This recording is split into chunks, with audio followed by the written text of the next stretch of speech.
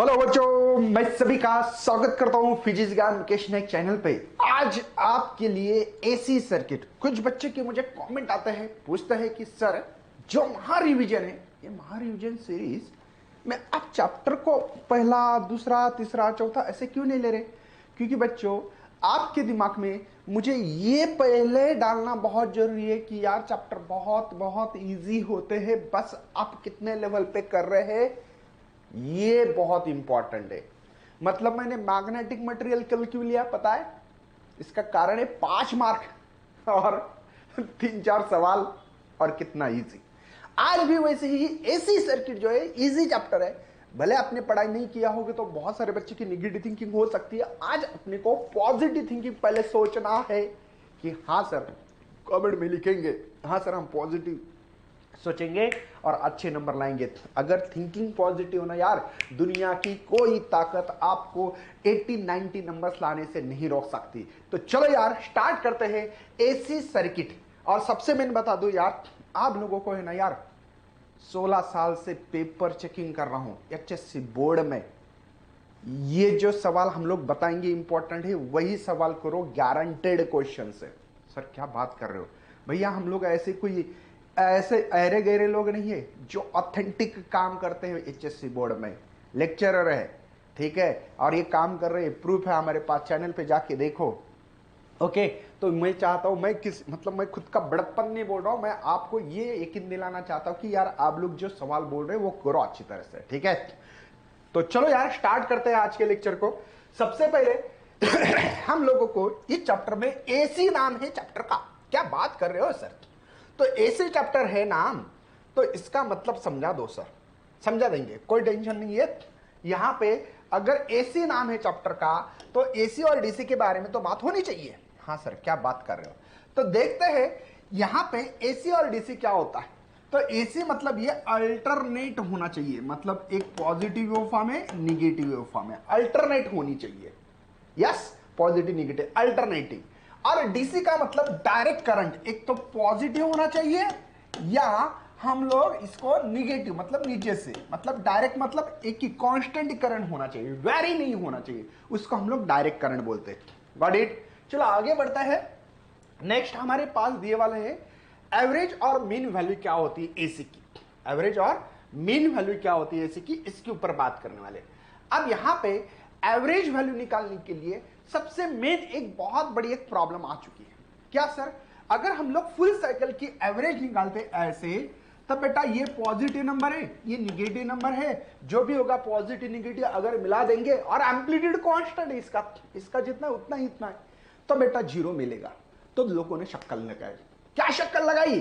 कुछ नहीं, उन्होंने बोला एक काम करते हैं भैया, हम लोग नहीं क्या हाफ साइकिल का मीन निकालते हैं। मीन तो पता है ना, जैसे कि आप लोग मीन निकालते होंगे सब्जेक्ट का, 6 सब्जेक्ट का, तो 80, 90, 85, 87 डिवाइड बाय 6 सब्जेक्ट तो 6 करते। 5 बेस्ट ऑफ 5 था आपका 10 में, तो 5 किया होगा। तो एवरेज निकालना है। तो पहले ये this is the average of all value of the voltage और द 1/2 साइकिल की, पूरे साइकिल की निकालते नहीं। क्यों नहीं निकालते? तो उन्होंने दिया है कि average full cycle is always क्या होता है, 0 होता है, इसलिए हम लोग इसकी फुल साइकिल की नहीं निकालते। तो हम लोगों को अभी इसकी जो एवरेज वैल्यू है, अगर मैं बता दूं आप लोगों को यार करंट कैसे निकालते हैं, तो आप सीधा बात बोलोगे सर करंट होता है charge upon time. Very good यार, टाइम ऐसे लिखोगे Q/T। लेकिन मुझे बताओ यार कि यहां पे Q क्या होगा, तो I/T होगा सर, I/T होगा। सही यार, लेकिन मुझे यहां पे I का एवरेज निकालना है, एवरेज निकालना है। तो एवरेज निकालना है तो मुझे इंटीग्रेशन में डालना पड़ेगा, और इंटीग्रेशन टाइम पे डिपेंड है, इसलिए मैं I/dt लिख सकता हूं divide by integration of dt लिख सकता हूं। कोई शक है यार एवरेज निकालने के लिए? अगर एवरेज निकालना है, चार्ज की वैल्यू I/dt लिखी है मैंने, इंटीग्रेशन क्यों रखा है? एवरेज निकालना है। जैसे कि हम लोग जोड़ते हैं ना, वैसे बेटा हम लोगों को छोटे छोटे वैल्यू को जोड़ने का तरीका होता है। दिनेश सर ने तो पढ़ा होगा आप लोगों को। अब अगर ये ही हमारा एंगल पे डिपेंड होता तो भाई साहब हम लोग I/d थीटा लिखते इंटीग्रेशन में, और इसका integration d/dt, sorry d theta लिखते। Got it? बात समझ में? एवरेज निकालने का तरीका सर क्यों बता रहे, कारण बताऊंगा, डोंट वरी। ये समझ में आया क्या? अब मुझे क्या निकालना, ध्यान रखिएगा कि ये जो यहां पे हम लोग अब भी एवरेज निकाल के देंगे, किसके लिए, करंट के लिए। ओके, तो हम लोगों को I average and E average निकालना, ईएमएफ एंड करंट निकालना। अब देखते हैं यहां पे आपने कौन सी वेव फॉर्म ली थी यार, sir sine wave form. Yes, इसको साइन वेव फॉर्म कहते हैं। पॉजिटिव रही थी, निगेटिव रही तो ये वेव फॉर्म रहती बेटा। कॉस की पॉजिटिव वेव फॉर्म ये रहती, निगेटिव वेव फॉर्म नीचे से रहती, याद होनी चाहिए, ठीक है ना।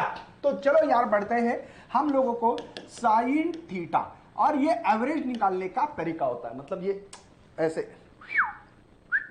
समझे।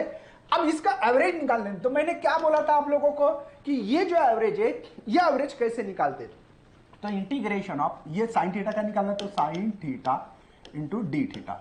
लेकिन लिमिट क्या है, 0 to पाई। क्यों, क्योंकि हम लोग फुल साइकिल का एवरेज नहीं निकाल सकते, मैंने अभी बताया था आप लोग को। और यहां पे 0 to पाई और ये डी थीटा हो गया। अच्छी बात है सर, मुझे बताओ यार साइन का इंटीग्रेशन क्या होता है, तो आपको पता होगा ना चाहिए, कॉस थीटा होता है। लिमिट क्या है बेटा, 0 to पाई। इसका क्या इंटीग्रेशन होगा, थीटा। इंटीग्रेशन पढ़ लो भैया, अभी इस टाइम पे नहीं आ रहा है तो मैं जैसे लिख रहा हूं वैसे लिखो कम से कम। चलिए, तो यहां पे आप लोग निकाल सकते हो माइनस, हाइयर लिमिट रखो कॉस पाई माइनस कॉस, और एक बार माइनस करना पड़ेगा बेटा, माइनस करके ये वैल्यू रखनी है, ये ऑलरेडी माइनस है इसलिए माइनस रखा है मैंने, यहां पे नहीं दिख रहा है तो कॉस थीटा मतलब 0 है, समझे क्या आप, ये ब्रैकेट होगा। यहां पे हाइयर लिमिट है बेटा पाई माइनस 0, तो ये पता होगा माइनस इसकी वैल्यू माइनस, ये माइनस इसकी वैल्यू ये माइनस।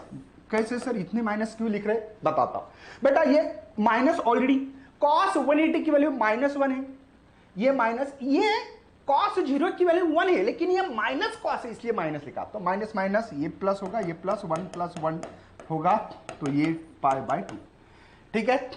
मुझे यहां पे ये करंट की वैल्यू निकालनी है, तो एवरेज करंट निकालने के लिए मुझे इसका कैलकुलेशन करके मुझे लगता है ये कुछ ऐसी वैल्यू मिलती है 0.637। तो यहां पे 0.637 आई नॉट मैक्सिमम।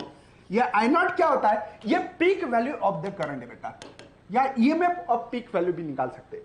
देखो ई एवरेज भी निकालेंगे तो कुछ नहीं करना, 0.63 ई नॉट करना, बस हो गया बेटा एवरेज। या एवरेज निकालने का तरीका है।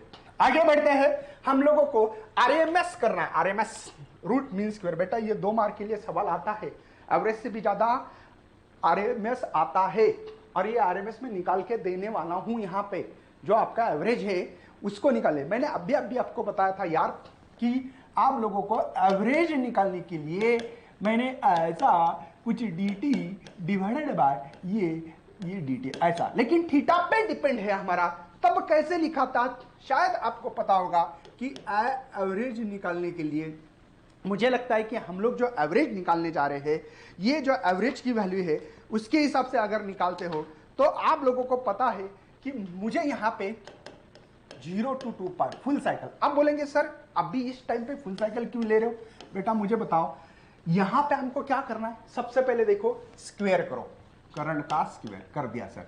मीन मतलब ये साइन ना, ये ऐसे, ओके स्क्वायर करो, इसी को कहते हैं बेटा आई आरएमएस वैल्यू, समझे क्या। तो यहां पे स्क्वायर करो तो स्क्वायर किसी का भी पॉजिटिव आता है ना, माइनस भी रहा तो भी पॉजिटिव, निगेटिव रहा मतलब पॉजिटिव रहा तो भी पॉजिटिव। तो इसीलिए यहां पे हम लोग फुल साइकिल लेने वाले हैं। कैसे फुल, और ये करंट डिपेंड है थीटा पे, तो इंटीग्रेशन ऑफ 0 to 2 पाई, यहां पे भी डी थीटा, समझे ना। मैंने अभी एवरेज बताया बेटा, देखो आई इंटू डी टी, ये टाइम पे डिपेंड था, यहां पे एंगल पे डिपेंड है इसलिए टी थीटा लिखा है। चलो यार सर आई एवरेज निकालो, चलो एवरेज यहां पे निकालने की, या आरएमएस, हम लोग आरएमएस की वैल्यू निकाल रहे हैं तो आरएमएस बोलो सर, ऐसा मत करो, आई आरएमएस बोलो इस पे, है ना, मुझे आरएमएस निकालना है ना। हाँ आई आरएमएस, यहां पे भी आई आरएमएस, जो आरएमएस की वैल्यू है वो निकालनी है, और वो स्क्वायर है बेटा, है ना।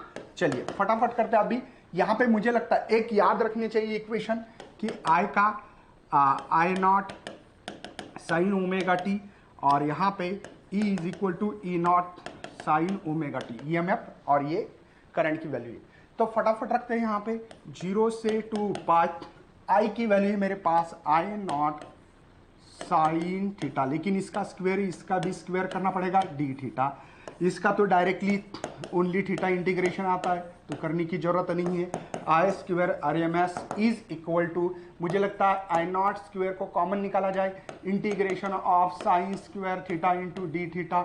इसके लिमिट पुटअप कर रहा हूँ, टॉइस पाई माइनस 0 कर रहा हूँ, फटाफट कर रहा हूँ अभी टाइम ना देते हुए, ठीक है, क्योंकि ये वन शॉट है बेटा। I square R M S is equal to, आपको sine square theta into D theta की वैल्यू पता होनी चाहिए, थोड़े से फार्मूले इंपॉर्टेंट है बेटा। तो यहाँ पे मैं लिख देता हूँ sine square theta into D theta की वैल्यू है 1 minus cos twice theta divide by 2। शायद फार्मूला बहुत सारे लोगों को पता होगा, तो क्लैपिंग होनी चाहिए। सर कैसे करें क्लैपिंग? देखो आई नॉट स्क्वायर ये जो इंटीग्रेशन में है और इसका 0 टू रखो बोला 0 टू टॉइस बाय, यहाँ पे 1 minus cos twice theta divide by 2 into D theta, और ये है बेटा टॉइस बाय ओनली। तो I square R M S, okay, ये जो है बेटा ये I not square by 2, okay. यहाँ पे मैं इस 2 को बाहर निकाल रहा हूँ, ये जो 2 दिख रहा है बाहर है, इंटीग्रेशन में मैं डायरेक्टली कर रहा हूँ डी थीटा 0 टू 2 पाई, समझे, सेपरेट इंटीग्रेशन माइनस यहाँ पे 0 to 2 pi cos twice theta, है ना, यहाँ पे होगा मेरा डी थीटा, समझे, ये 2 तो बाहर था। एक बात बोलता बेटा, मैं थोड़ा सा डायरेक्ट कर रहा हूँ तो समझ लेना मैं क्या कर रहा हूँ। तो ये टॉइस पाई मल्टीप्लाई 2, यहाँ पे जो इंटीग्रेशन है वो थीटा है, इसकी वैल्यू 0 टू 2 पाई, ये 0 है।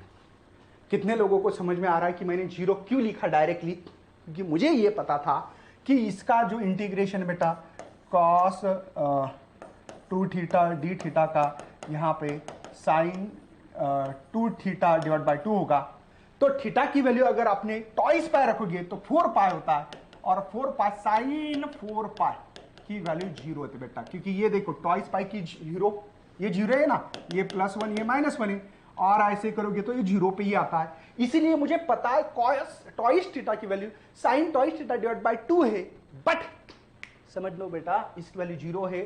थोड़ा सा यहाँ पे मैंने स्टेप को थोड़ा सा खा लिया है जानबूझकर, आपको करना है लेकिन, ओके। अब देखो यहाँ पे क्या होने वाला है, I not square divide by twice pi multiply 2, यहाँ पे हाइयर लिमिट है टॉइस पाई, लोअर लिमिट है 0 बेटा। तो मुझे लगता है ये टॉइस पाई मर गया, I R M S square I not square divide by 2, और आप जान रहे होंगे कि therefore I R M S, इसका स्क्वायर गया तो इसका भी स्क्वायर जाएगा, और इसका ये रूट में आने वाला है। तो ये आई नॉट जो आर एम एस है बेटा, आई आर एम एस जो है I not divide by root of 2 है। अगर किसी ने कैलकुलेशन भी करते हैं तो आई आर एम एस की जो कैलकुलेशन करेगा उसको 0.707 आई नॉट वैल्यू मिलेगी। कैसे सर? ये थोड़ा सा बचपना निकाल दो, रूट ऑफ 2 की वैल्यू 1.414 होती, डिवीजन करो तो 0.707 ये वैल्यू मिलेगी। सिमिलर वे करके आप लोग ई आर एम एस भी लिख सकते हो, और ई आर एम एस क्या होगा फिर, ई नॉट बाय रूट 2। समझे? जानम समझा करो भैया, अरे जानम समझा करो। और इसकी वैल्यू ऐसे भी लिख सकते, किसी को ऐसे लिखने तो लिख सकते हो। तो ये आपको आई आर एम एस और ई आर एम एस है ना, मतलब हमने दोनों भी निकाली है। शायद इससे हम लोगों को जो हीट होती है वो भी निकाल सकते हो बेटा। तो हीट निकालने के लिए क्या फार्मूला है, मुझे लगता है कि इसकी स्क्रीनशॉट निकाले, है ना, थोड़ा सा फटाफट निकालना पड़ रहा है मुझे यहाँ पे, क्योंकि भैया समय के साथ भी चलना पड़ता है सर, ऐसे नहीं चल सकते, अकेले नहीं चल सकते।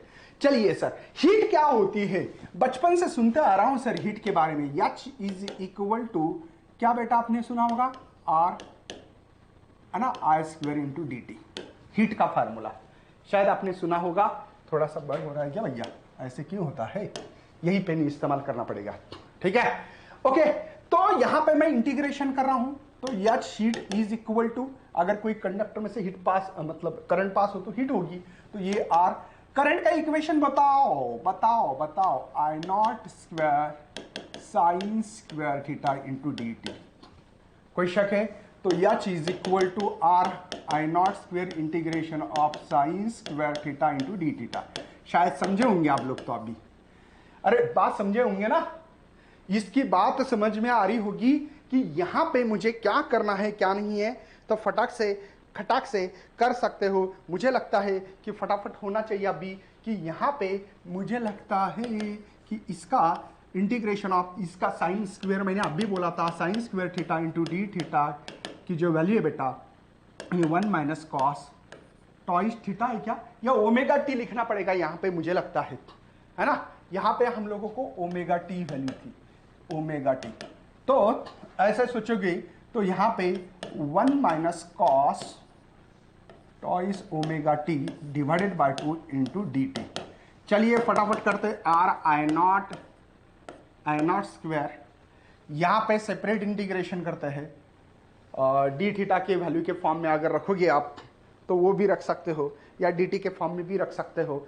मुझे लगता है कि इस 2 को बाहर निकाला जाए ये, तो इंटीग्रेशन ऑफ डी टी बचेगा, और इसके लिमिट 0 टू टी, क्यों, टाइम 0 से टी तक हो रहा है।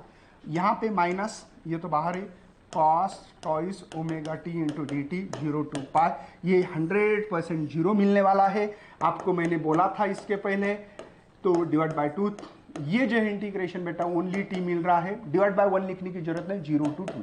ये कैसे बेटा, दोबारा I will repeat, cos twice omega T into D T की वैल्यू जो होगी वो होगी मेरे पास साइन, है ना, twice omega T divide by twice omega. मुझे बताओ यार, यहां पे ओमेगा की वैल्यू अगर मैं डाल दूं तो दोबारा टॉइस पाई से 0 होगा, क्योंकि टी मतलब क्या, एक पीरियड। अरे एक पीरियड किसको कहते हैं बच्चों, इसको, तो ये टी मतलब ही टॉइस पाई है, समझे ना। ओके चलिए, तो यहां पे R I not square divide by 2, higher limit है टी और लोअर लिमिट है 0, तो कोई टेंशन नहीं इसका, 0 लिखने से कोई मतलब नहीं। तो H is equal to R I not square divide by 2 और मल्टीप्लाई टी। लेकिन पीरियड क्या होता है, टॉइस पाई बाय ओमेगा होता है। देखो यहाँ पे टॉइस पाई बाय ओमेगा, फिर ओमेगा कैंसल, टॉइस पाई मतलब 4 पाई, पता ना वही चीज है। चलिए, तो एच इज इक्वल टू, एक तो R I not square by 2, यहाँ पे twice pi by omega value रख सकता हूं, या कुछ लोग ऐसे भी रखेंगे आर, ये बेटा आई आर एम एस की वैल्यू है ना, ये तो आई आर एम एस की वैल्यू है ना, तो स्क्वायर यहां पे टॉइस बाय ओमेगा, कोई भी एक फार्मूला हिट का रख सकते हो। चले यार आगे बढ़ते हैं, ये हिट के लिए अब हम लोगों को जो फेसर डायग्राम है इसी के ऊपर 3-4 सवाल होंगे। AC voltage applied to the inductor, capacitor and resistance, फिर एलसीआर करेंगे। अब फेस क्या होता बेटा, ईएमएफ एंड करंट में कितना फेस डिफरेंस है, इसको फेस डायग्राम बोलेंगे हम लोग। लेकिन यहां पे जो स्टेटमेंट के हिसाब से अगर देखा जाए तो देखो यहां पे एंगल बिटवीन द जो होगा वो देखते हैं, देखो phase difference between the current and EMF. Okay, और ये rotating vector is called as the phase. मतलब रोटेटिंग वेक्टर कैसे होगा, ये डायग्राम में दिखा, देखो यहां पे आपके पास डायग्राम है, कैसे करते हैं, एक्स एक्सिस वाई एक्सिस, यहां पे आपको ये जो एरो दिखाएंगे ना, यहां पे एंगल तैयार होने वाला है।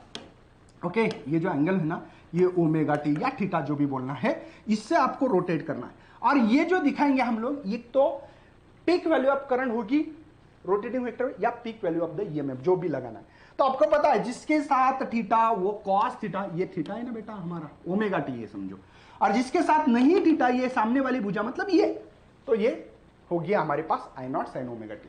मैं यहाँ पे डिटेल में मुकेश सर चैनल पे ऐसा वीडियो बनाया था बेटा कि ये कैसे चेंज होता है फेस। तो यहाँ पे अगर किसका फेस यहाँ होगा तो 0 एंगल, बाद में रोटेट होकर यहाँ पे गया तो देखो ये मिलेगी वैल्यू, बाद में यहाँ पे गया तो ये वैल्यू मिलेगी, बाद में यहाँ फेस हमारा जो रोटेटिंग वेक्टर हो रहा है ये गया तो यहाँ पे पाई बाय 2 मिलेगा, देखो पाई बाय 2 फेस चेंज हो रहा है। बाद में यहाँ गए तो ये वैल्यू मिलेगी मुझे, ये बाद में यहाँ गया तो ये वैल्यू मिलेगी, है ना, ऐसे करते करते ये वैल्यू मिलेगी, ऐसे। तो ये रोटेटिंग कैसे होता है, वैसे हम लोगों को यहाँ पे फेस कैसे चेंज होता है ये मिला था मैंने डिटेल में, मुकेश सर चैनल पे मिलेगा आपको, इसकी लिंक भी डिस्क्रिप्शन में मिलने वाली है। मैं यहाँ पे इस पॉइंट पे ज्यादा डिस्कस नहीं कर रहा हूँ क्योंकि हम लोगों को यूज क्या करना है ये इंपॉर्टेंट है। चलो, हम लोगों को एसी वोल्टेज अप्लाई करना है बेटा रेजिस्टेंस के अक्रॉस में। तो मैंने ले लिया बेटा, देखो ये रेजिस्टेंस यूज करा इसके अक्रॉस में। अब इसका ईएमएफ मैंने वैल्यू बोली थी ई नॉट साइन ओमेगा टी। हाँ सर बोला था, याद है मुझे भी, तो लिख दो यार E is equal to E not sine omega T. हाँ सर। ओम्स लॉ पढ़ते हो? हाँ सर। I इंटू आर हमेशा पढ़ते हैं सर हम लोग। तो यहाँ पे हम लोग लिख सकते हैं कि करंट निकालना है। देखो हम लोगों को ने क्या फेस डिफरेंस निकालना है। फेसर डायग्राम क्यों पढ़ी थी हमने? फेसर डायग्राम इसलिए पढ़ चुके थे, किस लिए सर?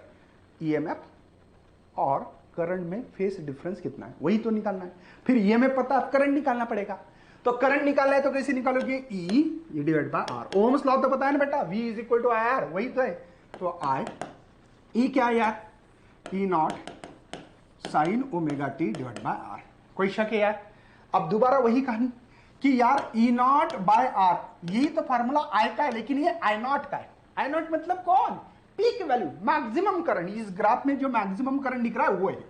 तो इसीलिए मैं I is equal to I not sine omega T. समझे क्या? ई नॉट बाय आर की जगह पे आई नॉट। मुझे बताओ इस इक्वेशन में इस इक्वेशन में क्या फर्क है? कुछ नहीं सर, साइन है साइन है ना। ई नॉट है आई नॉट है, मतलब ये जो है यहां पे ओमेगा टी प्लस कुछ रहता तो, ओमेगा टी प्लस या कुछ रहता मतलब यहां पे ओमेगा टी में कुछ ऐड होता, जैसे कि पाई बाय 2 या जो भी पाई है ना, 30 90 जो भी, तो कुछ फेस डिफरेंस आता। अब फेस डिफरेंस निकालने के लिए साइन के सामने की जो चीज है वो रखो ना, यहां पे पता लगेगा आपको कि यार यहां पे तो omega T minus omega T तो 0 मिल रहा है, क्योंकि यही तो साइन के बाद वाले टर्म को अगर फेस डिफरेंस निकालना है तो सब्ट्रैक्ट करना पड़ेगा, तो 0 मिल रहा है, तो कोई फेस डिफरेंस नहीं है। मतलब मैं ये बता रहा हूं कि इसका जो ग्राफ है, ये ग्राफ जब निकालने वाला है, लगे तो मैं हदावत निकाल रहा हूं थोड़ा सा। ये डायग्राम यहां पे अच्छी दी है अली, मैं इतना अच्छा। पहले ईएमएफ का निकालते, देखो बेटा ईएमएफ का मैं थोड़ा बड़ा निकालता हूं। क्यों निकालता हूं इसका? देखो ई नॉट ये 0 है बेटा, और ये माइनस ई नॉट है। मैंने बड़ा डायग्राम क्यों निकाला है ई नॉट का, इसका मेरे पास कारण है। अब जब करंट का भी सेम फेस है, लेकिन बेटा करंट का है ना कहीं ऐसे डैश डैश करके छोटा निकाला है, क्या सर इसका कारण हो सकता है? हाँ जी, ये था हमारा E is equal to E not sine omega T, और जो डैश वाला है I is equal to I not sine omega T. बेटा थोड़ा सा ईएमएफ ज्यादा है, लेकिन करंट को क्या होता है, ये रेजिस्टेंस के कारण कुछ अपोज होता है, और इस अपोज के कारण कहीं ना कहीं एक ग्राफ छोटा सा, हाँ फेस सेम है बेटा, एंगल सेम है। देखो इसका 90 तो आई का भी 90, यहां 0 है तो यहां पे दोनों का 0 है, यहां पे 270 बोलते हैं ना, वो सेम ही, 2 पाई सेम ही, फेस सेम है, लेकिन कहीं ना कहीं ग्राफ छोटा क्यों है समझ लेना। समझे? ये ग्राफ था। हम लोगों को अभी देखना इसकी phasor diagram.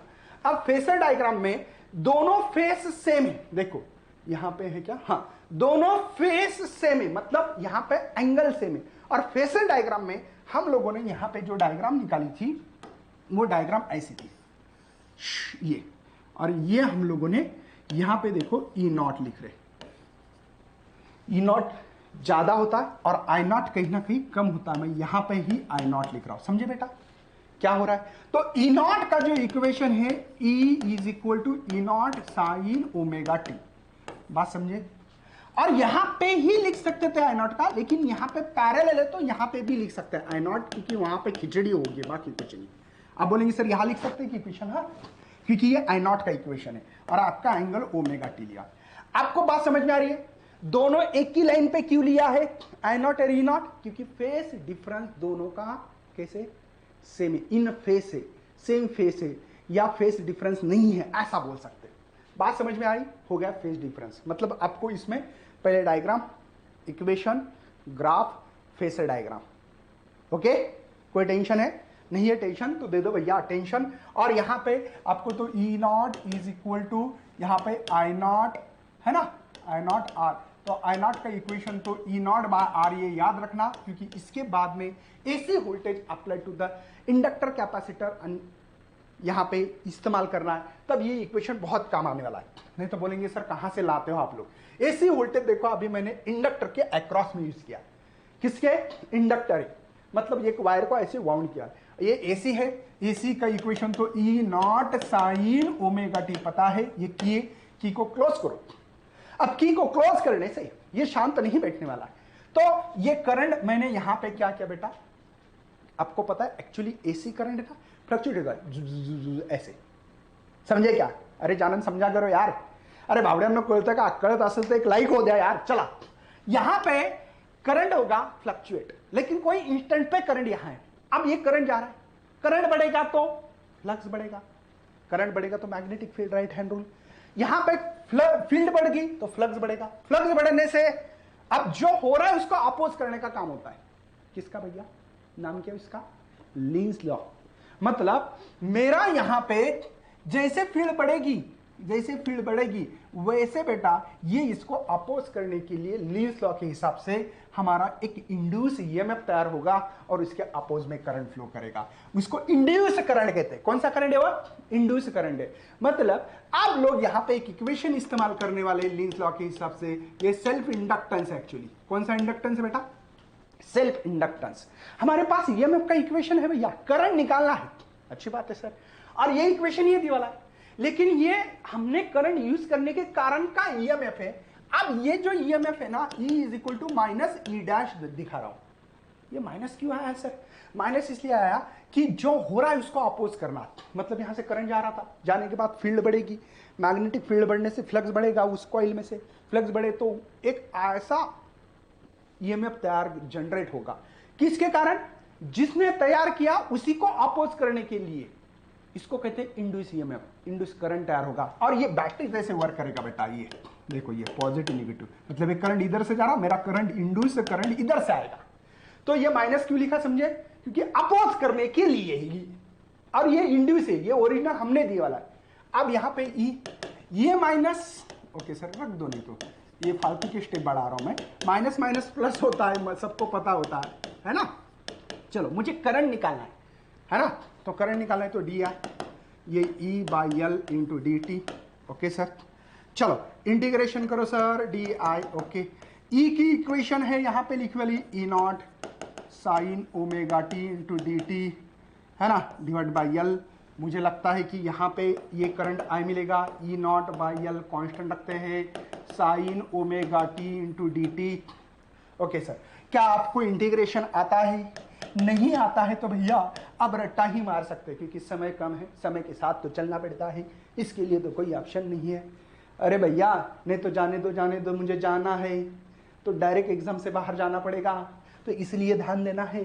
Sign omega T का इंटीग्रेशन होता है हमारे इधर minus cos omega T divided by जो टी के साथ है उसको डिवाइड लेना पड़ता है, तो I is equal to E not omega L, यहां पे माइनस कॉस ओमेगा टी। शायद आपको समझ में आया होगा कि माइनस को बाहर निकालो तो यहां पे कॉस ओमेगा टी, और कॉस ओमेगा टी का फार्मूला जानते होंगे आप लोग। कॉस ओमेगा टी का फार्मूला है यहाँ पे is equal to the sine, यहाँ पे ओमेगा टी नहीं pi by 2 minus omega T. शायद यही फार्मूला है, शायद नहीं सर, है। चलिए आई इज इक्वल टू, यहाँ पे मैं करने जा रहा हूं माइनस ई नॉट ओमेगा यल, क्योंकि बेटा मुझे साइन के फॉर्म में क्यों रखना है? क्योंकि इसके कंपेयर एक्चुअल में इक्वेशन यही है, बट मुझे साइन को इसीलिए निकालना है कि फेस डिफरेंस कितना है। तो मैंने बोला एक काम करते हैं सर, इसको रख देते हैं साइन, है ना, पाई बाय 2 माइनस ओमेगा टी। मुझे बताओ यार, क्या मैं इसको ऐसा लिख सकता हूं? कैसे सर? ये प्लस कर सकता हूं क्या? हाँ, ओमेगा यल, कुछ नहीं, क्या करना पड़ेगा आपको? ओमेगा टी इसको चेंज करना पड़ेगा फेस। देखो पाई बाय 2 था, मैंने पाई बाय 2 माइनस ओमेगा टी थी, मैंने उल्टा कर दिया। समझे? अरे जानन समझा करो, समझ में आ रहा है? इसका मतलब सर अगर इसके फॉर्म में रखना है तो मैं रख सकता हूं I is equal to I not, रख सकता हूं, हाँ सर, साइन सॉरी हाँ omega T minus pi by 2 रख सकता हूं ना यार? अरे रख सकता हूं, क्या नहीं? समझ में आ रहा है ना? अरे इसका मतलब आई नॉट की वैल्यू मैंने रखी थी यहाँ पे ई नॉट बाय ओमेगा यल, ये बात बाद में समझा देंगे, पहले मुझे इतना बता दो, क्या आपको पहले वाला ईएमएफ इसका और इसका कुछ जुगाड़बाजी समझ में आ रहा है? यहां पे E is equal to E not sine omega T है और यहां पे I not sine omega T minus pi by 2। Minus करना मतलब पीछे, पीछे देखो पीछे, अरे पीछे है ना भैया, इससे पाई बाय 2 से पीछे, मतलब यहां पे करंट लैग कर रहा है। लैग किससे? ईएमएफ से। देखो ना ओमेगा 2 में से कुछ माइनस हो रहा है, मतलब लैग कर रहा है, पीछे है बेटा इसके। हम लोगों को यही आप ग्राफ देखेंगे, फेसर डायग्राम, ये दोनों इक्वेशन दुआओं में याद रखना। किसमें? दुआ में। और ये equation E not omega L, क्यों बेटा? क्योंकि हम लोगों को देखना है ई नॉट बाय आर, याद आ रहा है, मतलब ये रेजिस्टेंस है, लेकिन इस रेजिस्टेंस का नाम एक्सएल देने वाले हैं, ओमेगा एल है, मतलब आर के जगह पे ओमेगा एल मतलब एक्सएल है, इसको इंडक्टिव रिएक्टेंस बोलते हैं, वो भी देखने वाले। चलो सर आगे बढ़ाओ। हाँ, मेरे पास जो इक्वेशन था सर वो पहले फटाफट लिखो सर। ये इक्वेशन था सर मेरे पास, क्या आपके पास था? हाँ, मैंने तो निकाल के दिया और मुझे ही पूछ रहे हो कि सर इक्वेशन कहाँ से है। चलो अब मुझे बताओ कि यहाँ पे एक्चुअल में इसका जो इक्वेशन है ना, वो इक्वेशन ऐसा था, आई नॉट बोल सकते इसको, कॉस है ना ओमेगा टी बोल सकते हैं ना। अरे यही इक्वेशन था ना। हाँ, यहाँ पे ई नॉट ओमेगा एल था, ऐसा ठीक है। चलिए साइन का वेव फॉर्म मैंने कितने बार बोला कि साइन का वेव फॉर्म पॉजिटिव तो ऐसा लिखो और कॉस का हो तो ऐसा लिखो, पॉजिटिव वेव फॉर्म। अब मुझे बताओ, साइन का तो सीधी सीधी बात, नो बकवास, साइन का हमेशा यही आने वाला है। लगे तो यहां पे लिखता हूं मैं, साइन का वेव फॉर्म जो है बेटा ईएमएफ का हमेशा यही है इस चैप्टर में, कोई टेंशन लेने की जरूरत नहीं। ये मैक्सिमम पीक वैल्यू है, हाँ सर, ये भी पीक वैल्यू है, हाँ सर, माइनस, लेकिन यहाँ पे जीरो है। व्हाट इट, हम लोगों को कॉस वेव फॉर्म मैंने क्या बोला, पॉजिटिव है निगेटिव है। अच्छा यहाँ पे निगेटिव था क्या? हाँ निगेटिव था, सॉरी यार, यहाँ पे ये निगेटिव था, हमने पॉजिटिव बनाया था, याद है ना आपको? इसीलिए यहाँ पे जो पॉजिटिव निगेटिव जो था इसके ऊपर ध्यान होना चाहिए, मुझे लगता है।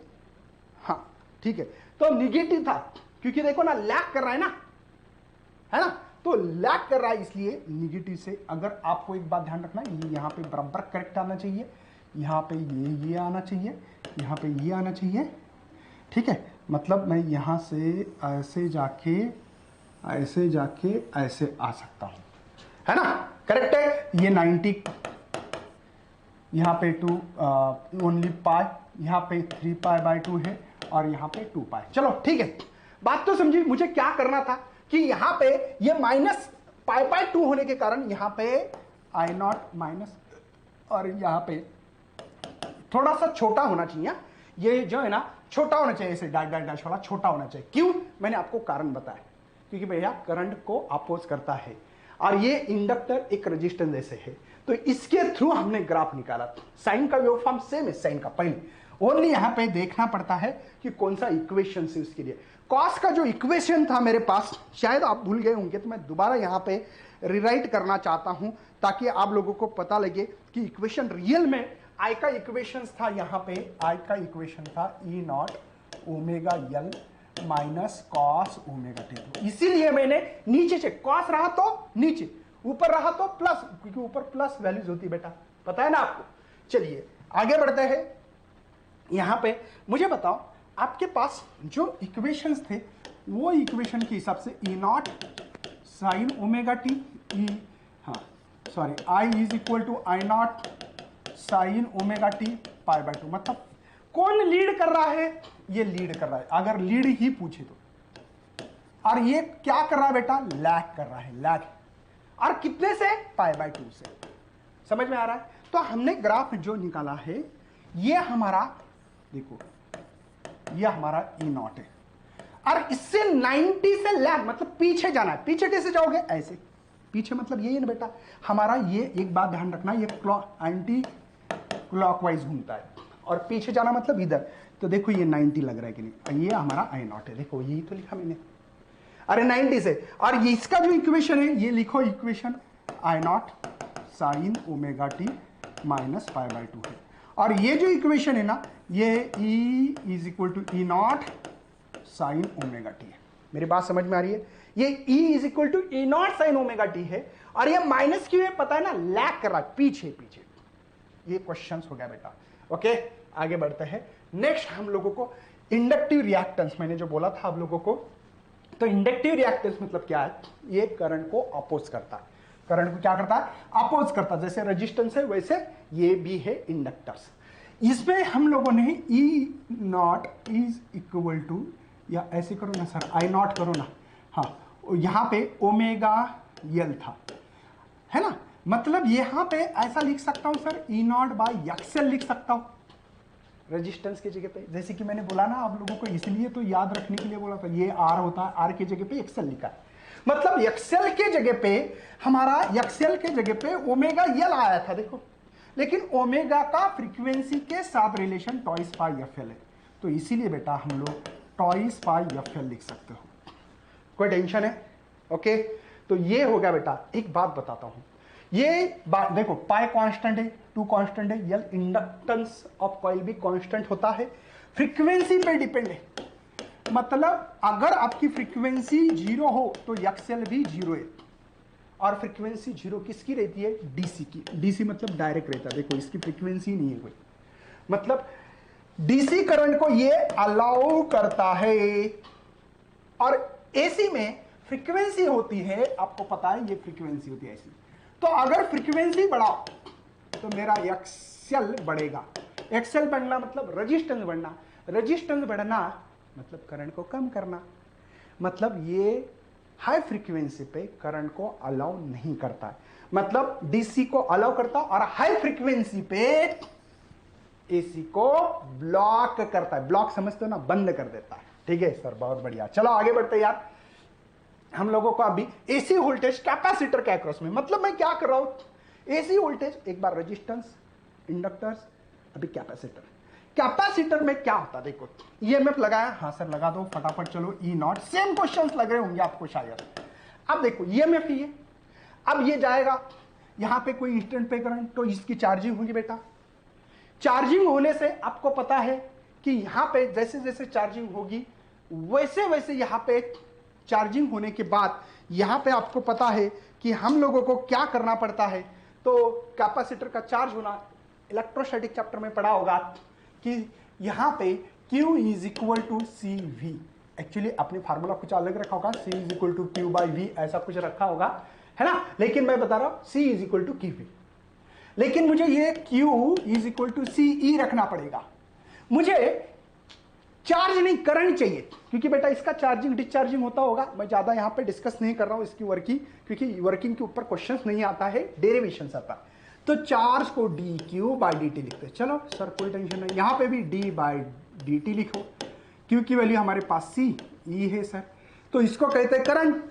बेटा D Q by D T ये करंट है ना, इसका सर हमारे पास सी तो कांस्टेंट है, यहां पे D by D T, E की वैल्यू क्या है सर बताओ, E not sine omega T sir, E not भी कॉमन है सर, हाँ सी ई नॉट। डेरिवेटिव क्या है यार साइन का बताओ, क्या बचपन से आप लोग खेलते होंगे, सी ई नॉट, इसका डेरिवेटिव होता बेटा cos omega T, with respect to जो टर्म्स है उसको मल्टीप्लाई करते, पता होगा। ओके, तो आई इज इक्वल टू ये E naught C omega cos omega T रखता हूं। अच्छी बात है सर, लेकिन सर मुझे बताओ, मुझे तो साइन के फॉर्म में चाहिए ना, आपने तो साइन लिखा है यहाँ पे। हाँ सर लिख सकते हो, हाँ बेटा देखो थोड़ा सा यहाँ पे E naught divided by C omega, X C होना चाहिए था क्या, कुछ तो गड़बड़ होगी क्या, देख लेना यार, नहीं वही है ना, ओमेगा सी, हाँ ओमेगा सी, या सी ओमेगा मत लिखो। चलो तो यहां पे कॉस ओमेगा टी को मैं साइन लिख सकता हूं omega T plus pi by T, कोई शक यार, ध्यान रखिएगा, कॉस ओमेगा टी को साइन में लिख सकते हो, बट यहां पे पाई बाई टू ये वैल्यू रहती है। क्या मेरी बात समझ में आ रही है, क्या मेरी बात समझ में आ रही है बच्चों? चलिए तो आई इज इक्वल टू, इसको आई नॉट लिखने वाला, क्यों समझा दूंगा, टेंशन मत लेना। मुझे बताओ यार क्या हो रहा है, पहले भी साइन था, अभी मिल गया साइन के फॉर्म में इक्वेशन, ये और ये, लेकिन सर अब प्लस हो रहा है, प्लस का मतलब आगे जा रहा है, किससे, ये में का ओमेगा टी एंगल है, इसका omega T plus pi by two है, मतलब 90, π/2 मतलब 90 से लीड कर रहा है। क्या कर रहा है? लीड कर रहा है। कौन लीड कर रहा है? करंट लीड कर रहा है, ईएमएफ लैग कर रहा है, ऐसे भी बोल सकते हो।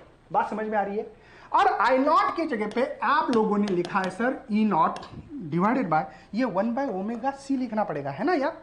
देखो ना, ये इक्वेशन ऐसा है ना कि ई नॉट ω/c, तो मुझे क्या करना था? ई नॉट ये डिवाइड का डिवाइड रहा तो न्यूमरेटर बनता है। जानबूझकर ऐसा क्यों कर रहा हूं, इसका मतलब समझ में आएगा मुझे, क्योंकि I naught is equal to E not by R के फॉर्म में रखना है। और इसका जो आर होगा ना वो एक्सी होगा। क्यों? कैपेसिटिव रिएक्टेंस बोलेंगे उसको। क्या नाम?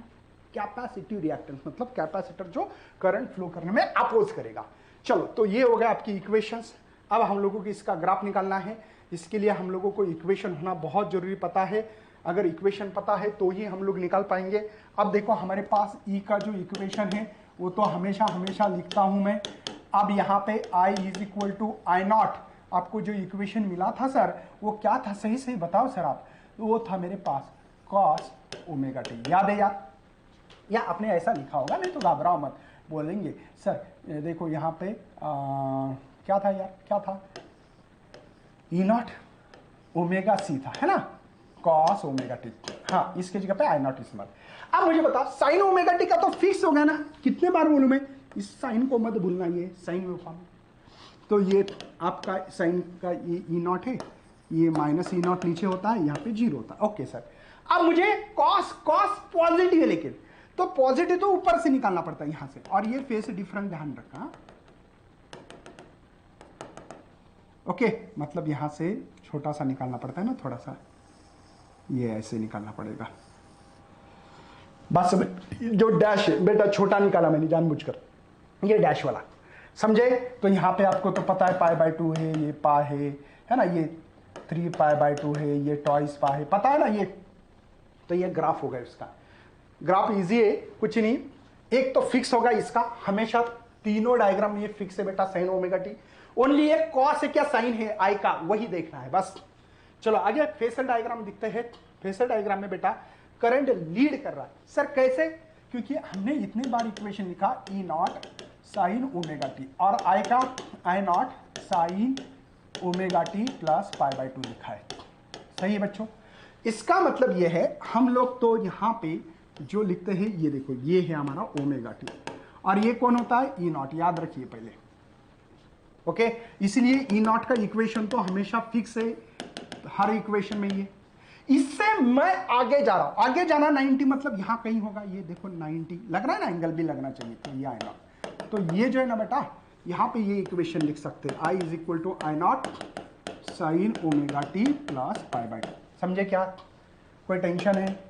ये थोड़ा सा ध्यान रखिए, ईएमएफ वाला थोड़ा सा ज्यादा बड़ा ही निकालना है हमेशा, आई नॉट को कम लिखना है, क्योंकि करंट को अपोज करते हैं ये डिवाइसेस, इंडक्टर, रेजिस्टेंस, कैपेसिटर, इसलिए आई हमेशा छोटा ही होना चाहिए, ध्यान रखिए। तीनों क्वेश्चंस हो गए। इन 3 सवाल में से एक सवाल पक्का आने के एक चांस होते हैं। अब इन तीनों को एक जगह पे कनेक्ट करना है। क्या बात है सर, है ना? अरे इन तीनों को एक जगह पे हम लोगों को कनेक्ट करना है, और कनेक्ट करने के लिए हम लोगों को थोड़ा सा यहाँ पे मुझे लगता है गड़बड़ हो गई क्या? कोई टेंशन नहीं है, कोई टेंशन नहीं, मैं आपको यहाँ पे करवा दूंगा।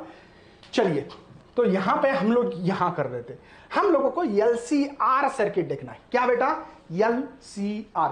अब यहाँ पे L, एक मिनट पेन से लिख, हाँ L देखो, L C मतलब कैपेसिटर, दोनों प्लेट सेम होनी चाहिए, और रेजिस्टेंस।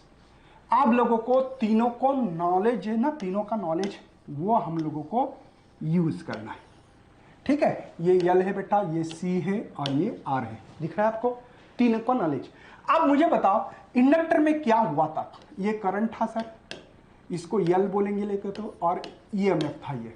आपको पता है EMF लीड कर रहा था, याद है? EMF लीड कर रहा था इंडक्टर में, करंट के आगे था। कैपेसिटर में क्या था सर? कैपेसिटर का IC करंट, यहां पे सर करंट लीड कर रहा था। देखो करंट आगे है, यहां पे करंट आगे, और ये लैग कर रहा है। ये रेजिस्टेंस में क्या देखा है कि करंट और रेजिस्टेंस वो दोनों इन फेस में थे, समझे? कोई टेंशन है? मतलब हम लोग E is equal to I R resistance के लिए formula, E is equal to I XL, समझ में आ रहा है एक्सएल क्यों, इंडक्टर के लिए, है ना, या इसका ई आर बोलो, इसको ई एल बोलो, ई सी तो आई एक्सी। देखो फार्मूला ओम्स लॉ ही बेटा, मैं क्या कर रहा हूं समझ लो। और इससे अगर ग्राफ निकालूं मैं तो बात को समझो बेटा कि यहां पे ये है हमारा, यहां पे होगा हमारा ई, ठीक है बेटा। यहां पे थोड़ा सा अगर सोचा जाए तो ये है बेटा हमारा ई एल, ये हमारा ई सी, देखो ना, ई एल है ऊपर, ई सी है नीचे और ई आर है ये हमारा। अगर यहां पे सोचा जाए तो ई एल माइनस ई सी होगा, क्यों, ई एल पॉजिटिव है, ई सी निगेटिव है, और यहां पे जो भी एंगल फाई लिखते होंगे, जो भी एंगल होगा आपके इसमें देखा जाए, ठीक है। तो यहां पे अगर हम लोगों को थोड़ा सा सोचा जाए तो पाइथागोरस थ्योरम इस्तेमाल कर सकते हैं, 90 एंगल है तो सही है, कर सकते हैं। तो इसीलिए मैं कर रहा हूं यहां पे चालू, देखो E square is equal to E R square, ये ब्रैकेट में ई एल माइनस ई सी का स्क्वायर। अगर ये गया तो ये रूट में आएगा, लेकिन मैं इसकी वैल्यू डायरेक्ट लेता हूं, ई आर की वैल्यू बेटा आई आर का स्क्वायर है प्लस आई एक्स एल माइनस आई एक्स सी का स्क्वायर है। बात समझ में आ रही है? तो E इज इक्वल टू, यहाँ पे मुझे लगता है कि ये आई नॉट है बेटा, लेकिन peak value of the current, peak value of the current लेंगे हम लोग, हमेशा peak value of the current लेंगे। तो peak value of the current लिखेंगे, इसको भी ये में बोले तो चलेगा क्या यार, रहने दो, कोई आई नॉट भी नहीं बोला तो चलेगा, फिर ई नॉट बोलना पड़ता है इसको, चलो रहने दो, ओके। ये बाहर आएगा, बचेगा क्या मेरे पास बेटा, R square plus XL minus X का स्क्वायर। मेरी बात समझ में आ रही बेटा? ये आई जो है ना, आई बाहर आ गया, ये बाहर आ गया, बाहर लिया मैंने, तो E by I is equal to, बचा है मेरे पास, ये आई नॉट नहीं लिखा तो भी चलेगा, ठीक है, लिखना है तो ई नॉट भी लिखना पड़ता था, है ना, मत लिखो, मत लिखो, ठीक है। अब मुझे बताओ ई बाय आर, ये जेड बेटा इंपीडेंस, इन तीनों का जो इफेक्ट हो गया ना वो है, इसको कहते हैं इंपीडेंस, इसको क्या कहते हैं, इंपीडेंस। तो ये हो गया एक्सएल माइनस एक्ससी का स्क्वायर, ये इंपीडेंस की वैल्यू मिली। कभी कभी हम लोग प्योर रजिस्टिव 3 केसेस करने वाले हैं, ठीक है। यहां पे अगर इसकी वैल्यू इक्वल रखो, XL is equal to XC is equal to R होता है, Z is equal to R होता है, कब, XL is equal to XC, इसको कहते हैं प्योर रजिस्टिव सर्किट। और इसी से हम लोगों को पढ़ना है रेजोनेंस सर्किट, मिनिमम रेजिस्टेंस रखना है। चलिए, तो मैं आगे बढ़ रहा हूं, इसको प्रिंट निकाल सकते हैं आप लोग, आगे बढ़ता हूं। अब अगर हम लोगों को यही डायग्राम अगर ऐसी होती सर, तो ऐसा होता, तो यहां पे इसी की जगह पे अगर ये आप लोग एक्सएल माइनस एक्ससी, ये आर रहता और ये जेड रहता और ये फाई रहता, तो कैसे करते? तो मैंने बोला ये एक्सएल, ये एक्ससी, है ना, तो tan फाई निकालेंगे हम लोग। अभी क्या निकालेंगे? tan फाई, अपोजिट साइड है ना, opposite side divided by adjacent. tan phi मतलब क्या? अपोजिट, है ना, डिवाइड बाय एडजेसेंट, ये आर, ये लिख सकता हूं, या phi is equal to tan inverse भी कर सकता हूं। अब इससे केस बन रही है number 1, XL is equal to XC. तो आपको पता है यार कि इसका जो फाई बोल उठा है, फाई 0 होगा। फाई 0 मतलब क्या? Current and EMF in phase, current और ईएमएफ इन फेज। कौन सा? ये रजिस्टिव सर्किट वाला चीज वाली बेटा, मतलब ये प्योर रजिस्टिव सर्किट है। Number 2, XL is greater than एक्ससी। Obviously यहां पे 100 में से 10 माइनस हो गए तो 90, तो 90 मतलब प्लस आ रहा है आंसर, प्लस मतलब पॉजिटिव। फाई हमारा कैसे मिलेगा? पॉजिटिव। पॉजिटिव मतलब क्या है? श्योर एंड शॉर्ट यहां पे आपका एक्सएल क्या कर रहा है बेटा? डोमिनेट कर रहा है, मतलब इंडक्टिव सर्किट है। कौन सा सर्किट है? इंडक्टिव सर्किट है। तीसरी चीज XL minus sorry XL is less than greater, XL is less than एक्ससी है। बहुत बार पढ़ा रहा हूं मैं, तो बहुत देर से रहा हूं। तो निगेटिव आंसर, निगेटिव आंसर मतलब एक्ससी ग्रेटर है। एक्ससी कैसा है भैया? ग्रेटर, मतलब कैपेसिटिव सर्किट ग्रेटर है। बात समझ में आ रही है? चलो तो हम लोग अभी एलसी ऑक्सीलेशन देखते हैं। अब एलसी का मतलब क्या? एक इंडक्टर लो, इंडक्टर ले लिया सर। सी मतलब क्या? कैपेसिटर ले लो। अब ये कैपेसिटर के दोनों प्लेट सेम होनी चाहिए, मतलब पैरेलल ऐसे, नहीं तो एक छोटी एक बड़ी लिखी तो इसका मतलब अलग होता है, पता है ना आपको, बैटरी बन जाता है या सेल बनता है। अब यहाँ पे पॉजिटिव चार्ज है बच्चों, ओके। ऑक्सीलेशन कैसा होता है मैं बताऊंगा। इस कैपेसिटर की एनर्जी इंडक्टर में जाती है और इंडक्टर की एनर्जी कैपेसिटर में यहाँ पे कंटिन्यूसली प्रोसेस चालू रहता है बेटा। तो कैसे कैपेसिटर चार्ज डिस्चार्ज, मैंने कैपेसिटर लिया, उसको चार्ज कर दिया, रख दिया, बाद में इंडक्टर कनेक्ट किया। पहले इनिशियल कंडीशन में इसमें कोई करंट फ्लो नहीं हो रहा है, I naught I is equal to 0 बेटा। तो ये पूरी की पूरी एनर्जी कैपेसिटर में है, जो एनर्जी लिखी है 1/2 Q not square divide bye C। मतलब टोटल चार्ज जितना भी इनिशियली था वो कैपेसिटर के पास, कैपेसिटर की एनर्जी है। लेकिन बेटा इस इंडक्टर की जो एनर्जी है यहाँ पे 0 है, ठीक है, अभी फिलहाल में, पहले कंडीशंस में, ओके। मतलब यहां पे अब क्या होने वाला है, मैं यहां पे एक स्विच लगाऊं, नहीं तो ये स्विच क्लोज किया तो करंट फ्लो होने लगेगा।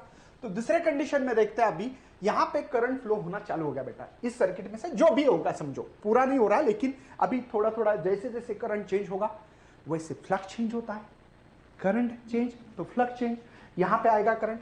करंट आने के बाद क्या होगा बेटा, करंट होगा ग्रोथ, मतलब कैपेसिटर हो रहा है डिस्चार्ज। पहले 4 चार्जेस थे, अभी 2 ही चार्जेस है, आ रहा है इस इंडक्टर में।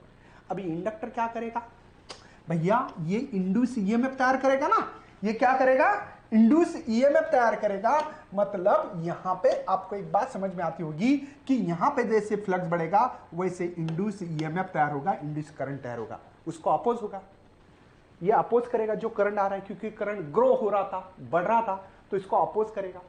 इसके लिए इस चार्ज को करना पड़ेगा इसके अगेंस्ट में वर्क, और work in the form of energy form में वो स्टोर होता है। तो वो स्टोर होने की जो प्रोसेस है वो है बेटा यहां पे 1/2 Li²। बात समझ में आ रही है। जो भी अभी फुली डिस्चार्ज कैपेसिटर नहीं हो चुका है, थोड़ा हो चुका है, थोड़ा सा, ओके। चलो आगे बढ़ते हैं बेटा। कुछ बच्चे पूछते कि कैसे लिखे, बेटा ये मन से लिखना है, इसको पूरा बुक का पढ़ना नहीं है, कॉन्सेप्ट समझ लो उसका, बस कैसे डिस्चार्जिंग हो रहा है।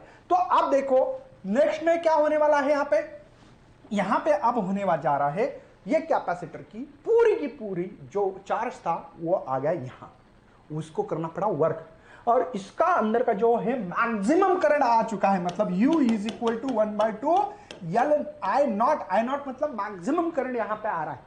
और इसके लिए मैंने बोला ना ईएमएफ प्रोड्यूस हो रहा है, इंड्यूस ईएमएफ, इंड्यूस करंट आएगा, उसको अपोज करेगा, इसके अगेंस्ट में ये चार्ज काम कर रहे हैं, उसके लिए उस चार्ज को करना पड़ रहा है work in the form of potential energy में।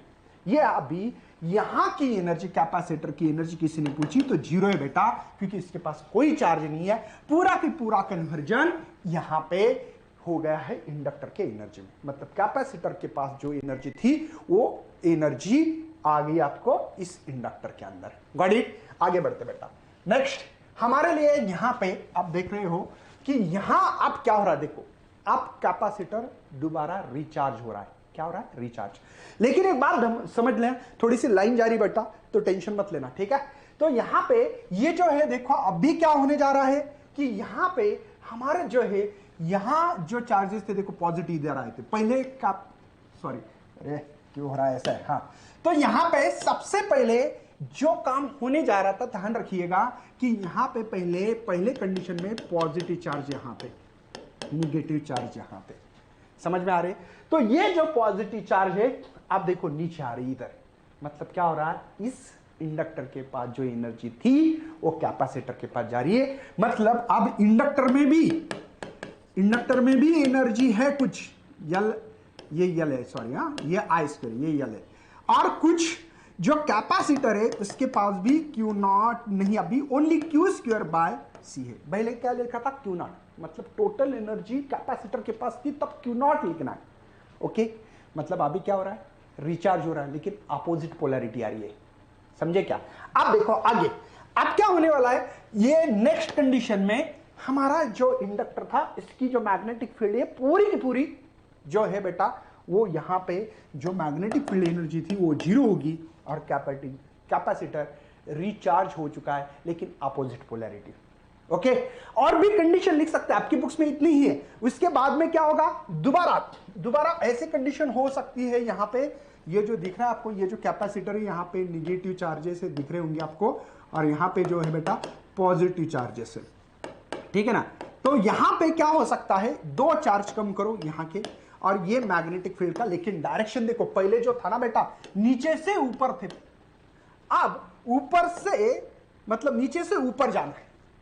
ऐसे करते करते बाद में यहां की जो इंडक्टर है बेटा, ये इंडक्टर और ये कैपेसिटर फुल्ली डिस्चार्ज होगा और यहां पे जो मैग्नेटिक फील्ड देखो, पूरे मैग्नेटिक फील्ड में एनर्जी स्टोर हो रही है। मेरे बात समझ में आ रही बेटा? दोबारा रिचार्ज होगा, लेकिन पोलैरिटी अभी जो चार्ज है ये इधर आने वाले है, ये कंडीशन भी आप ले सकते हो। बस ये आपके मन से लेना है। सबसे यहां पे एलसी ऑक्सीलेशन कैसे हो रहा है? इलेक्ट्रोस्टैटिक जो एनर्जी थी चार्ज कैपेसिटर के पास, बाद में ये मैग्नेटिक फील्ड में, बाद में मैग्नेटिक फील्ड टू, बाद में इधर कैपेसिटर, बाद में इंडक्टर, कैपेसिटर, इंडक्टर, तो ये ऑक्सीलेशंस हो रहा है बेटा। क्या हो रहा है यहाँ पे? ऑक्सीलेशंस हो रहा है। चलो आगे बढ़ते हैं यार। यहाँ पे नेक्स्ट सवाल है हमारे पास, हाँ, series resonance circuit. Series resonance circuit में आप लोग देख पा रहे होंगे एल सी आर को मैंने सीरीज में लगाया और यहां पे आप लोगों को इसके लिए इंपीडेंस निकाला था इसके एलसी ऑक्सीलेशन के पहले एलसीआर सर्किट में। तो इसके लिए हमारे पास जो इंपीडेंस मिला था वो था, याद होगा शायद आप लोगों को, R square plus XL minus XC bracket का स्क्वायर। शायद यह हम लोगों ने ऑलरेडी देखा है। तो आपको तो पता है यार एक्सएल क्या होता है? Omega L. एक्सी क्या होता है? 1/ओमेगा सी। तो शायद आपकी बुक्स में जो लिखा है वो भी लिख सकते हैं, जेड इज इक्वल टू यहां पे R square as it is, है ना, ये प्लस ही है ना, हाँ, एक्सएल की बेटा ओमेगा एल माइनस 1/ओमेगा सी का स्क्वायर। ये मेरे पास इंपीडेंस है बेटा। यहां पे मुझे क्या करना है? मिनिमम टू मिनिमम इंपीडेंस रखना है। रेजोनेंस मतलब क्या, सबसे पहले समझ लेते हैं। रेजोनेंस बेटा जैसे कि आप लोग रेडियो सुनते होंगे तो देखो कुछ 98.3 एफएम की फ्रीक्वेंसी सुनिएगी, 98 एफएम की फ्रीक्वेंसी, मेगाहर्ट्ज रहता हो, बजाते रहो कमला का हमला। अरे कभी तो सुना होगा गलती से, गाने तो सुनते होंगे ना रेडियो मिर्ची सिटी में, है ना।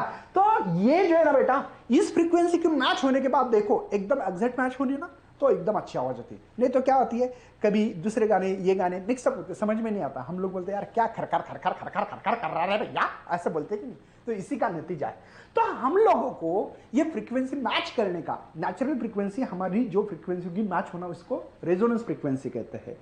क्या कहते हैं? रेजोनेंस फ्रीक्वेंसी कहते हैं। तो यहां पे हमारा एम्पलीट्यूड मैक्सिमम होना चाहिए, मैक्सिमम एम्पलीट्यूड होना चाहिए, उसको भी रेजोनेंस फ्रीक्वेंसी हमने सुपरपोजिशन यूज में पढ़ा था। अब हम लोगों को इसके लिए इंपीडेंस कम रखना पड़ेगा, करंट मैक्सिमम रखने हैं। तो क्या करना पड़ेगा? XL is equal to XC, ये कंडीशन मैंने बोली थी, याद होगा आप लोगों को एलसीआर सर्किट में। तो एक्सएल क्या है बेटा मेरे पास? Omega L. कुछ बच्चे आर लिख सकते हैं बेस ओमेगा की, क्योंकि ये रेजोनेंस है इसलिए 1/ओमेगा आर सी। तो ओमेगा इधर आता है तो ओमेगा आर स्क्वायर होता है 1/एलसी। तो यहां पे twice pi F are square. क्यों बेटा? ये ओमेगा का रिलेशन टॉइस पाई एफ, पता है ना आप लोगों को, फ्रीक्वेंसी एंड एंगुलर वेलोसिटी का रिलेशन 1/एलसी। ठीक है, तो यहां पे एफ मुझे लगता है टॉइस पाई एफ आर, ये 1 का रूट 1 और रूट ऑफ एल से बनेगा। क्यों? स्क्वायर गया तो रूट। तो फ्रीक्वेंसी निकालनी है तो 1/टॉइस पाई, ये इधर जाएगा, रूट ऑफ एल सी। यही रेजोनेंस फ्रीक्वेंसी है, यही हमारी रेजोनेंस फ्रीक्वेंसी है। अब देखते बेटा ये डायग्राम, ये डायग्राम क्या है सर? जहां मेरा एम्पलीट्यूड मैक्सिमम हो, जहां पीक करंट हो। अब इससे क्या मिलेगा sir? XL is equal to XC अगर इस इक्वेशन में रखोगे तो ये मर जाएगा, ये यहां से मर जाएगा, बचेगा आर। तो Z is equal to R रखे, मतलब प्योर रजिस्टिव सर्किट रह रहा है, प्योर ओनली रेजिस्टेंस ही एक्टिव है इसमें, प्योर रजिस्टिव। मतलब इसका इफेक्ट नहीं हो रहा, कुछ ऐड हो रहा था, मतलब कम से कम मिनिमम टू मिनिमम रेजिस्टेंस रख रहे हैं। मतलब हमारा पीक वैल्यू वाला जो करंट है वो मैक्सिमम करंट कर रहे हैं, और वही तक कर रहे हैं जहां करंट मैक्सिमम हो, उसी को हमने रेजोनेंस फ्रीक्वेंसी कहा है। देखो एफ आर ये फ्रीक्वेंसी का ग्राफ है और ये आई नॉट का। जहां करंट मैक्सिमम हो, जहां करंट मैक्सिमम हो उसको हम लोग पीक करंट कहते हैं, और वहां पे ही हमारे रेजोनेंस फ्रीक्वेंसी होती है। तो ये ग्राफ आपको आना चाहिए। इसके अलावा आपके इसमें दिया है कि नहीं देखता हूं भैया, ठीक है। हाँ, चलो कैरेक्टरिस्टिक्स देखना है हम लोगों को, जो कि इंपॉर्टेंट हमारे लिए, कैरेक्टरिस्टिक्स सीरीज रेजोनेंस सर्किट। सबसे पहले रेजोनेंस होने के लिए क्या इंपॉर्टेंट है भैया? X L is equal to X C, number एक। Resonance frequency 1/√LC। यहां पे करंट कैसे होना चाहिए? मैक्सिमम होना चाहिए। देखो करंट कैसे होना चाहिए? मैक्सिमम। इंपीडेंस कैसे होना चाहिए? मिनिमम। क्योंकि बेटा ये तो ओम्स लॉ जैसी बात होगी ना सर, क्या बात कर रहे हो? कैसे? यहां पे current is equal to E0/R रख सकता। R मतलब यहां पे बेटा Z है, Z मतलब इंपीडेंस। अब करंट को मैक्सिमम बोल रहे, ऑब्वियसली आपका रेजिस्टेंस कम होगा, रेजिस्टेंस मतलब ही इंपीडेंस कम होगा। खत्म। चार कैरेक्टरिस्टिक्स बहुत इंपॉर्टेंट है, ये भी इंपॉर्टेंट नहीं है ऐसा नहीं बोल रहा हूं, लेकिन चार कौन से? रेजोनेंस ऑकर कब हो सकता है? XL is equal to XC हो तो। दूसरी, रेजोनेंस फ्रीक्वेंसी का फार्मूला याद होना चाहिए, इसके ऊपर न्यूमेरिकल भी आने के चांसेस है, ध्यान रखिए, नोट डाउन करिए। फ्रीक्वेंसी, रेजोनेंस फ्रीक्वेंसी का न्यूमेरिकल आता है। नेक्स्ट, इंपीडेंस मिनिमम मतलब रेजिस्टेंस मिनिमम, है ना। करंट कैसे होना चाहिए? मैक्सिमम।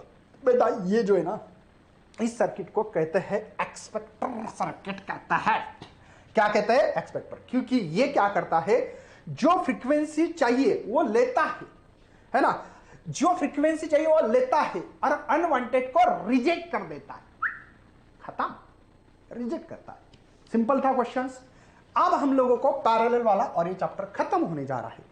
पैरेलल वाले, पैरेलल, चलो सर दिखाओ क्या बोलने वाले हो गया खत्म चैप्टर बेटा। यहां पर रेजोनेंस फ्रीक्वेंसी जो है, ये पैरेलल में रेजिस्टेंस, इंडक्टेंस एंड कैपेसिटर लगाए। अब यहां पे हम लोगों को, शायद आपने सुना होगा, शायद यहां पे हम लोगों ने EL और ये IL लिखा था, ये 90 से EMF हमारा आगे था, और कैपेसिटर में क्या था बेटा? करंट आगे था और EMF पीछे था। कोई शक है? अगर इसके इक्वेशन लिखा जाए, इसके अगर हम लोगों ने इक्वेशन लिखा जाए तो कैसे लिख सकते हैं, इसके ऊपर बात कर रहा हूं।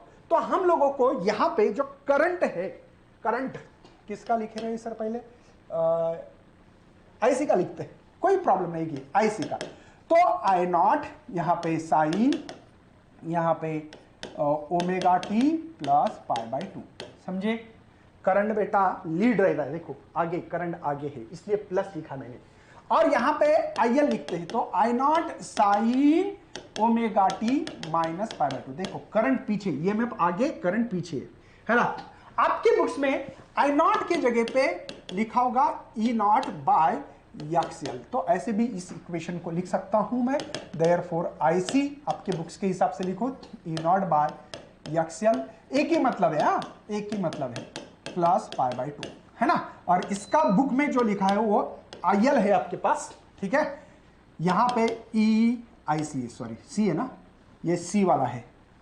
अच्छा, एक कैपेसिटर था क्या? अच्छा, कैपेसिटर वाले को C लिखो, XC लिखो, और यहां पे XL लिखो, समझे ना। अरे कैपेसिटर रहा तो C लिखना बेस में, इंडक्टर रहा तो L लिखना है, फर्क इतना है। चलो, साइन ओमेगा टी माइनस π/2। चलिए यार, मुझे यहां पे जो करंट था, ये EMF, एक्चुअली ये करंट का डायरेक्शन दिखाना गलत होता है, क्योंकि बेटा ये फ्लक्चुएशन है, AC वाला फ्लक्चुएशन होता है ना, है ना, फ्लक्चुएट होता है कोई इंस्टेंट में। ये करंट आने के बाद डिवाइड हो रहा है, ये IL इसमें जाओ, IC इधर जाओ, बाकी मेरे पीछे आओ। तो ऐसे ही I इज इक्वल टू यहाँ पे IC प्लस IL लिख सकता हूं। तो IC की वैल्यू क्या है यार? ये इक्वेशन है मेरे पास, E0 क्या बेटा? XC बताओ, साइन ओमेगा टी प्लस π/2, और इसका जो है E0 XL sine omega T minus π/2। तो मुझे लगता है अभी सभी को समझ में आ रहा होगा। E0 कॉमन निकालते हैं, है ना। मुझे लगता है कि इसको कैसे कैसे लिखते, इसका जो होगा वो मुझे लगता है कॉस माइनस ओमेगा टी, थोड़ा सा यहाँ पे कुछ यार, पहले एक्सेल का, ठीक है कोई प्रॉब्लम नहीं है, ऐसे भी लिख सकते हैं। चलो, तो इसको लिख सकते हैं कॉस ओमेगा टी, सही है ना। और इसका जो है बेटा यहां पे plus E0 divide by XL, और ये माइनस कॉस ओमेगा टी। यही फार्मूला है आपके पास, शायद आप लोगों ने लिखा होगा, तो शायद ये चीजें मिलती होगी आप लोगों को, ठीक है ना। तो ये मिला होगा आपको। अब देखते हैं कि I0, ये यहां पे कॉमन निकालेंगे सर, हाँ ठीक है, कॉस ओमेगा टी कॉमन निकालेंगे, हाँ सर, कॉस ओमेगा टी। बचा क्या देखो, E naught common, common omega T common, तो 1/xc माइनस 1/xl मिला होगा। देखो क्या हो रहा है, अरे E naught cos omega T common है, बचा क्या है 1/xc, ये माइनस है ना तो ये माइनस लिखा देंगे। कोई शक है यार, समझ में आ रहा है? आगे बढ़ना है कि यहाँ पे क्या क्या हो रहा है और क्या क्या नहीं है, ये इक्वेशन समझ में आना चाहिए। कुछ बच्चे यहाँ पे ओमेगा सी की वैल्यू भी रख के इक्वेशन रख सकते हैं, ई नॉट कॉस ओमेगा टी, यहाँ पे ओमेगा सी 1/ओमेगा, ये ऐसे भी लिख सकते हैं क्योंकि एक्सी की जो वैल्यू है 1/ओमेगा सी, तो डिवाइड का डिवाइड ऊपर गया, डिवाइड का डिवाइड ऊपर गया। अब देखो यहां पे अगर मैं ऐसे करूं तो ये तो पता लगा होगा कि यहां पे हमारे लिए आई का इक्वेशन ये मिला है। ओके, ये कॉस ओमेगा टी भैया, हम लोग ने क्या थोड़ा सा पेज पलटना चाहते हैं, शायद मुझे लगता है इस पेज बहुत ज्यादा गंदगी हो रही है, ठीक है कोई टेंशन नहीं है। हम लोगों को करना क्या, रेजोनेंस फ्रीक्वेंसी निकालिए, XL is equal to XC, सही यार, XL की वैल्यू है ओमेगा एल और XC की वैल्यू क्या है यार 1/ओमेगा-c, तो ये ओमेगा स्क्वायर कैसे होगा, सेम पहले जैसे ही है, तो omega is equal to 1/√LC, ओमेगा की वैल्यू क्या है यार twice pi F R, resonance frequency इसलिए LC, तो हम लोग रेजोनेंस फ्रीक्वेंसी का फार्मूला लिख रहे हैं 1/टॉइस/√LC, this is the resonance frequency. इसको क्या कहते हैं, रेजोनेंस फ्रीक्वेंसी। इसमें क्या देख रहे हैं आप लोग कि यार यहां पे हमारा करंट मिनिमम है, पहले मैक्सिमम था अब मिनिमम है।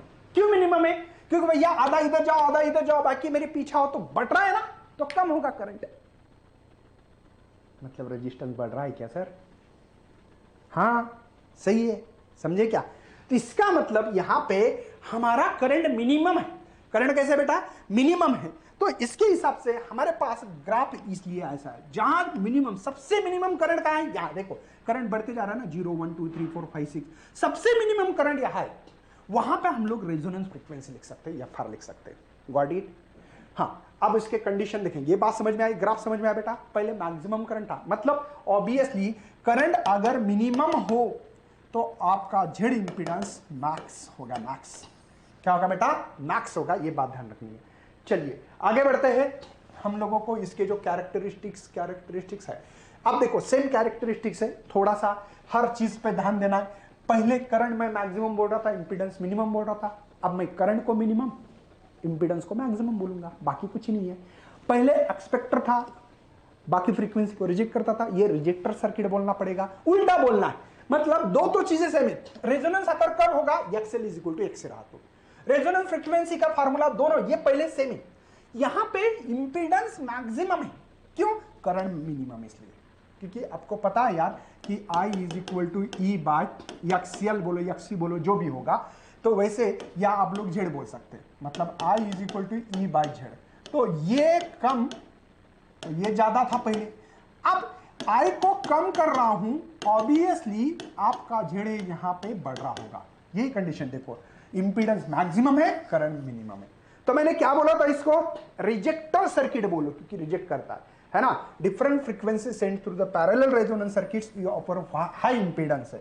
The current of the resonance frequency and reject and allow the current of the frequency to pass through is called as a rejecter, मतलब ये रिजेक्टर वाला है, पहला एक्सपेक्टर था। तो ये था भैया चैप्टर। आप लोगों को दोबारा बोल रहा हूं, AC voltage applied inductor capacitor resistors करवाना, रेजोनेंस करो और एलसी ऑक्सीलेशन हो गया बेटा। चैप्टर के ये महत्व के क्वेश्चन है, ये क्वेश्चन में से आपको श्योर एंड श्योर आने वाले हैं, भले न्यूमेरिकल हो सकता है, एमसीक्यू हो सकता है, कुछ भी हो सकता है, समझ में आना चाहिए क्वेश्चन, इसलिए क्वेश्चंस पढ़ते चलो।